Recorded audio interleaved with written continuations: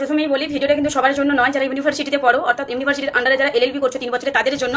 কারণ আমি তোমাদের কাছ থেকে অনেকের মেসেজ পেয়েছি এটাই, আর তোমরা সবাই জানো যে আমি কিন্তু সাধারণত এইসব ভিডিও আমি করি না, যেহেতু তোমরা রিকোয়েস্ট করছো যে দিদি তোমার তো ফার্স্ট সেমের এক্সাম হয়ে গেছে, এটা রিকোয়েস্ট। তো আমরা ইউটিউবে অনেক সার্চ করেছি, সবগুলো কোশ্চেন্স পাইনি, আমরাও তো ইউনিভার্সিটির আন্ডারে পড়ি। তো তুমি যদি সোশ্যাল মিডিয়াতে একটু তোমার কোশ্চেন্সগুলো দাও তাহলে খুব মানে উপকৃত হতাম। তো মেসেঞ্জারে আমি তো দিতে পারছি না, সেই কারণে একটা ছোট্ট একটা ভিডিও বানাচ্ছি। আর আমি আবার বলছি গালিগালাজ কেউ করবেন না, আপনাদের জন্য ভিডিওটা নয়, এটা সম্পূর্ণ রাজনীতির সাথে কোনো সম্পর্ক নেই। যারা মানে আমার যে কোশ্চেন্সগুলো চেয়েছে তাদের জন্য।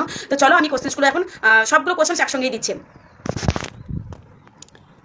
এটা দেখতে পাচ্ছ, এটা হচ্ছে জুরিসপ্রুডেন্স, আইনশাস্ত্র, বিচারশাস্ত্র, মৌলিক নীতি, দর্শন। তোমরা তো জানো, সবই পড়াশোনা করছো মানে।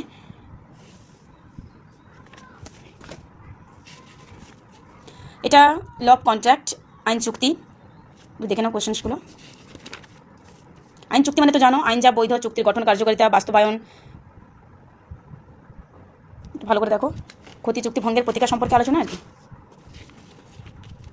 এটা দেখো ল অফ টর্টস, এটা হচ্ছে অপকর্ম আইন। অ্যাকচুয়ালি আমিও যখন মানে ফার্স্ট সেম ছিলাম সবাই এক্সলে ভয় লাগে যে কোশ্চেন্স কীরকম হবে। এটা হচ্ছে ক্ষতি সাধন আইন, হ্যাঁ, ল অফ টর্টস যেটা।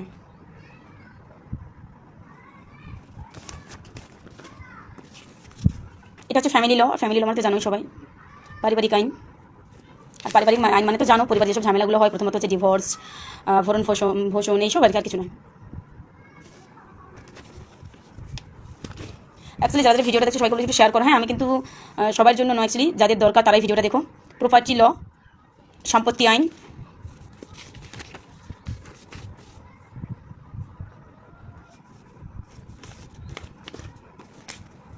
এটা হচ্ছে এনভায়রনমেন্টাল, পরিবেশবিদ্যা।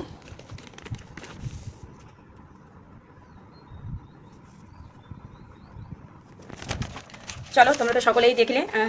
আমি আবার বলছি এরকম ভিডিও আমার কাছে চেয়েও না, আমি এরকম সাধারণত ভিডিও করি না। তো যেহেতু তোমরা বললে তাই দিলাম। 3 মিনিটও হয়ে গেছে, অনেকটা লং ভিডিও হয়ে গেছে। সবাইকে বলছি প্লিজ শেয়ার করো।